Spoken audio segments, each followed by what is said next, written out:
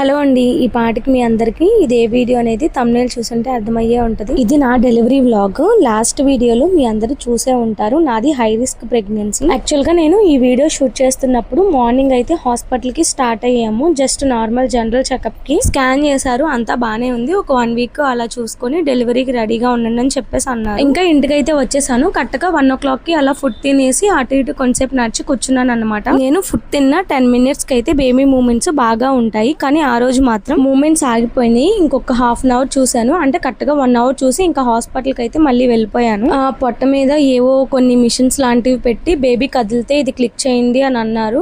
So చాలా సేపు అయితే పొట్ట మీద కొట్టారు, కానీ బేబీ మూమెంట్స్ దాదాపు 1.5 hour కి ఒక 2 times 3 times మాత్రమే కదిలింది. సో అందుకని ఎమర్జెన్సీగా సి సెక్షన్ చేసేద్దాం అని చెప్పి అన్నారు. అసలు నేనైతే కనీసం నా హాస్పిటల్ బ్యాగ్ ఏమి ప్యాక్ చేసుకోలేదు. ఇంకా వెంటనే ఆవిడ్ని అడ్మిట్ అయిపోవాలి అంటే, లేదు మేడం నేను ఇంటికి వెళ్ళి ఒకసారి మొత్తం ప్యాక్ చేసుకొని వస్తానని చెప్పి ఇంకా గబగబా ఇంటికి వచ్చి అయితే మొత్తం నాకు కావాల్సినవి అయితే ఏమేమి ఉన్నాయో అన్ని తీసుకొని ఇంటి దగ్గర నుంచి అయితే నేను, మా అత్తయ్య, మావయ్య, మా హస్బెండ్ అయితే స్టార్ట్ అయ్యాము. ఇంకిక్కడ నాకు హాస్పిటల్ కి రాగానే 10 minutes కి ఇన్మా అయితే చేశారు. ఒక కొంచెం సేపు అటు ఇటు నడవమని చెప్పి అన్నారు. ఇక్కడ left side blue colour churidar వేసుకున్నారు కదా, ఆవిడే నా దేవత. నిజంగా ఈ రోజు నా బేబీ ఇలా ఉందంటే ఫస్ట్ దేవుడు, నెక్స్ట్ ఆవిడే కారణం. ఎందుకంటున్నానంటే ప్రీవియస్ వీడియోలో చూస్తే నా ప్రెగ్నెన్సీలో ఎన్ని కాంప్లికేషన్స్ ఉన్నాయనేది దాంట్లో కంప్లీట్ గా ఎక్స్ప్లెయిన్ చేశాను. నేను మా అమ్మాయిని చూడకుండానే డెలివరీ రూమ్ లోకి తీసుకెళ్తారేమో అని భయపడ్డాను, కానీ కరెక్ట్ టయానికి అయితే తను వచ్చేసింది. లైఫ్ లో మాత్రం ఇలాంటి సిచ్యువేషన్ ఎవ్వరికి రాకూడదు. ఎందుకంటే ఒకవైపు మా పేరెంట్స్ లేరు, ఇటువైపు మా అత్తయ్య మావయ్య రావడం కుదరదు.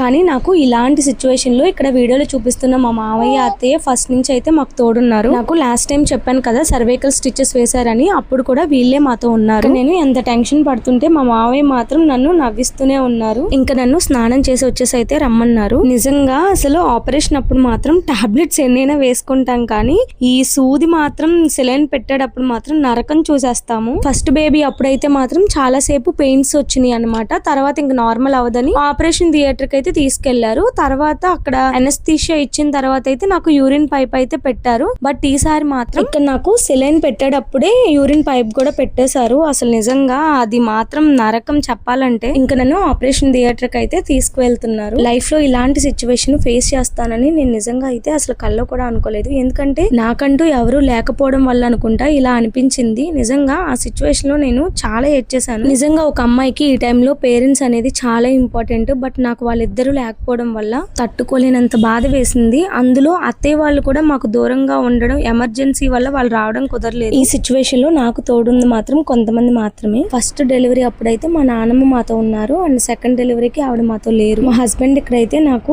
ధైర్యం చెప్పి మరీ పంపించారు. నన్ను ఆపరేషన్ థియేటర్ కి ఎగ్జాక్ట్ గా 5:40 కి అలా తీసుకువెళ్లారు.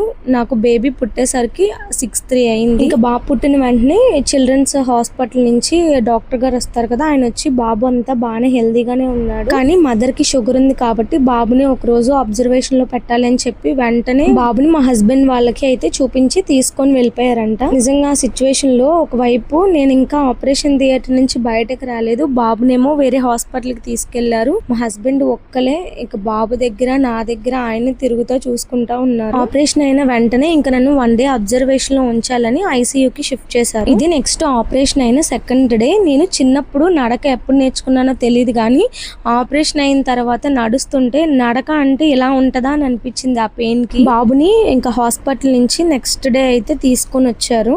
సో ఇక్కడ వాళ్ళ అక్క రాగానే నేను అడిగాను ఎవరు అతను అని అంటే తమ్ముడు అని చెప్పేసి అంటుంది. కానీ నాకు ఫస్ట్ నుంచి ఒకటే భయం, ఎందుకంటే నా షుగర్ వల్ల బాబుకి ఏమైనా అవుతుందా అని చెప్పి. కానీ దేవుడి దయ వల్ల బాబు చాలా హెల్దీగా ఉన్నాడు. కానీ మా హస్బెండ్ అయితే ఈ 3 days చాలా స్ట్రగుల్ ఫేస్ చేశారు. ఒకవైపు నన్ను చూసుకుంటూ బాబుని చూసుకుంటూ. మాకు హాస్పిటల్లో మాకు 3 days తోడుగా ఉన్నారంటే అక్కడ కూర్చున్నారు కదా, మా అమ్మ అయితే తోడుగా ఉన్నారు. అండ్ 4th day అయితే మేము హాస్పిటల్ నుంచి అయితే ఇంటికి అయితే వచ్చేసాము. అండ్ నా ప్రెగ్నెన్సీ జర్నీలో నాకు తోడుగున్న మా అత్తయ్య మామయ్యకి అలాగే నా 2 మామలకి థ్యాంక్ యూ సో మచ్.